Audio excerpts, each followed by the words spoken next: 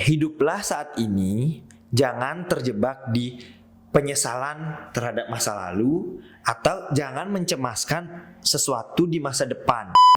Yos, aku Ramo Wintara sekarang. Aku Ramo Wintara di channel ini kembali lagi. Sekarang udah kembali lagi ya dengan penuh semangat baru. Aku mau menjadi host di channel ini lagi dengan penuh semangat, jiwa yang membara untuk hidup sepenuhnya gitu, hidup sepenuhnya saat ini di sini gitu. Oke, sesuai judul dan playlist aku mau cerita tentang ini tentang cerita koas ya, cerita koas. Sekarang aku kira-kira sudah 6 sampai 7 bulan koas dan sekarang aku lagi di stase jiwa. Stase jiwa atau psikiatri ini ya, apa yang ada di pikiran kalian ketika mendengar stase ini? Apa gila? Aku mau cerita kalau di stase jiwa ini aku lagi minggu ketiga sih ya, minggu ketiga di stase jiwa dan banyak hal yang aku dapat ternyata gitu loh.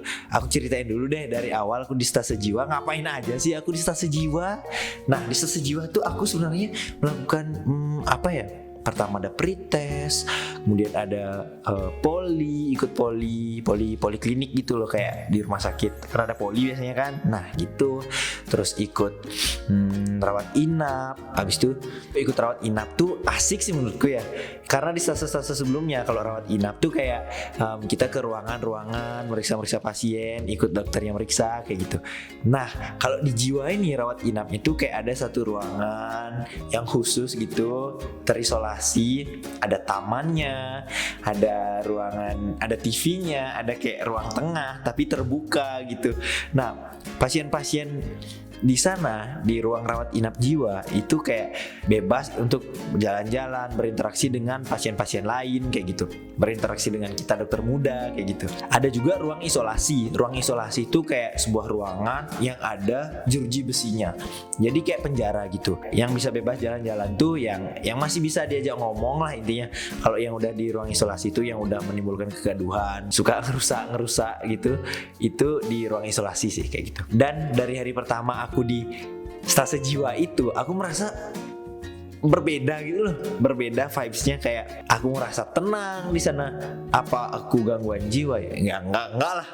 Jadi kan ada berapa kelompok kan gitu. Nah, aku kadang dapat di poli, kadang dapat di ranap, dan itu sudah dibagi. Kalau di rawat inap tuh ya ngobrol-ngobrol dengan pasien, menganamnesis, kayak wawancara gitu, wawancara psikiatri. Dan itu asik coy, kayak kita menggali sesuatu yang belum tentu orang yang kita ajak ngomong tuh emang ngomong yang sebenarnya kayak gitu. Itu menarik sih. Terus selain ada ranah poli, ada juga konsulan ke ruang-ruang lain gitu. Nah jadi kalau dari ilmu penyakit dalam ada konsulan ke jiwa. Nah dokter jiwa datang ke ruangan ilmu penyakit dalam yang dirawat di sana, baru diwawancara secara psikiatri gitu, wawancara psikiatri kayak gitu. Yang unik dari stase jiwa nih, jadi kalau di tempatku tuh setiap hari Selasa sama Jumat itu kita ada senam. Jadi kita senam bersama pasien-pasien di sana. Itu kayak aku ngerasa gimana ya? Aku ngerasa asik aja. Pas ngobrol di ruang tengah misalnya, di ruang tengah yang terbuka, bukan ruangan sih, kayak meja panjang, terus hadap-hadapan, ada catur, ada monopoli, ada kartu, ada jajanan kayak gitu. Dan di sana semua berinteraksi biasa gitu loh. Dan itu happy cuy. Aku bingung mau cerita dari mana ya, karena aku ini gak pakai skrip, aku cerita aja secara spontan. Selama di stase jiwa nih, selain belajar kayak di ruangan dengan presentasi, PowerPoint kayak gitu, dan penjelasan dokter kayak gitu, diskusi. Selain itu, selama berada di ruang rawat inap jiwa, aku sejenak sempat terdiam karena belum bagianku untuk wawancara. Aku sejenak sempat terdiam, menyandar di tembok gitu, melihat sekeliling kayak taman, ruang rawat inap, ruang isolasi. Terus lihat pasien-pasien di sana berinteraksi, masih bisa senyum, saling goda-godain gitu. Terus aku mikir dan membandingkan diriku sendiri. Lebih tepatnya merefleksikan diri sih. Aku merefleksikan diriku, apa yang kedengeran gak suara anjing? Yeah. selama 6 bulan sampai 7 bulan koas nih, apa yang salah denganku ya? Karena aku sendiri tuh merasa selama koas tuh aku merasa tertekan, beradaptasi dengan lingkungan baru, suasana baru gitu. Aku merasa kayak gitu sih. Tapi selama di jiwa tuh aku kerasa lebih enjoy gitu. Pas aku merefleksikan diri tuh aku berpikir, pasien-pasien di sini tuh bisa bahagia loh. Apa yang mereka pikirkan ya, kira-kira apa yang mereka pikirkan selama diem di sini gitu. Aku kayak bengong, memerhatikan sekitar, terus ya itu yang aku pikirkan.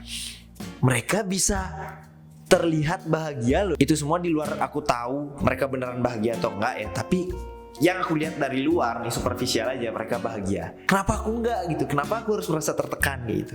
Kok jadi aku curhat kayak gini? Itulah yang aku rasa di Stase Jiwa. Kalau teman-teman mendengar podcastku di Spotify, di podcast Ekstremitas, itu aku banyak banget mengeluh tentang keadaanku setiap minggunya gitu loh. Aku update setiap minggu bagaimana keluhanku saat itu, apa yang mengganjal di benakku, aku bahas di sana. Dan seringkali aku mengarah ke quarter life crisis, tentang kebahagiaan kayak gitu, yang masih menjadi masalahku saat ini. Masalahku tuh aku nggak tahu apa yang sebenarnya membuat aku benar-benar merasa bahagia, benar-benar merasa hidup, benar-benar bisa menjalani hari dengan senang gitu, senang, nggak tertekan, nggak terpaksa kayak gitu. Dan di Stase Jiwa ini aku juga kayak ya lebih berani untuk bertanya, kayak pas banget nih aku berhadapan dengan dokter-dokter yang udah spesialis, udah ahlinya di sana, udah jadi psikiater gitu kan. Nah, aku tanya tentang kebahagiaan itu sebenarnya kayak gimana? Gimana cara mencari kebahagiaan? Gimana kita memandang hidup kayak gitu? Bagaimana kita harus menjalani hidup biar terbebas dari rasa cemas, overthinking, masalah-masalah anak muda zaman sekarang gitu loh. Itu yang gue tanya. Dan pelan-pelan, sebelumnya kan aku udah mencari jawaban itu atas pertanyaanku itu. Dan ketika dijelaskan oleh dokternya sendiri, aku ngerasa lebih masuk dan kayak anjay, kayak tertampar gitu. Sampai kos tuh aku benar-benar kayak benar-benar berpikir selama berapa lama. Oke, pelan-pelan nih harus diselesaikan setiap masalahnya nih. Apa yang mengganjal harus diselesaikan, harus diterima, dan mulai membentuk nilai-nilai baru, makna-makna baru dalam hidup, gimana memaknai hidup kayak gitu. Aku susah untuk menjelaskan ini, tapi aku sendiri merasa kalau aku mendapat sesuatu dari Stase Jiwa ini. Ada sesuatu hal yang baru yang aku dapat dan bisa aku terapkan di kehidupan sehari-hari. Kalau misalnya dibandingkan antara ekspresiku di sini dengan ekspresiku di video-video sebelumnya, apalagi di bulan November, Desember sampai bulan lalu mungkin, itu masih kayak flat kayak gitu, nggak ada semangatnya. Sekarang aku pelan-pelan udah mulai menemukan sih, nggak tahu, mungkin aja bisa balik lagi kayak emang sedih gitu kan. Nggak tahu juga ya. Nah, intinya gitu aja sih. Itu yang aku dapatkan di Stase Jiwa, dan kayaknya aku tertarik deh di Stase Jiwa ini. Ya selepas ujiannya nanti kayak gimana ya jalani aja, pokoknya jalani aja. Kesimpulan yang bisa aku dapat di Stase Jiwa di minggu ketiga ini ya, apa ya? Hiduplah saat ini, jangan terjebak di penyesalan terhadap masa lalu, atau jangan mencemaskan sesuatu di masa depan kayak gitu. Kita boleh saja mengenang masa lalu sebagai pelajaran, jangan disesali, karena itu nggak bisa kita ubah. Kita harus hidup di saat ini, fokus hidup saat ini, dan apabila kita memiliki impian di masa depan, entah itu cita-cita kita, dibalik di luar itu realistis atau tidak, bisa kita capai atau tidak, kita tetap harus optimis, tapi harus realistis.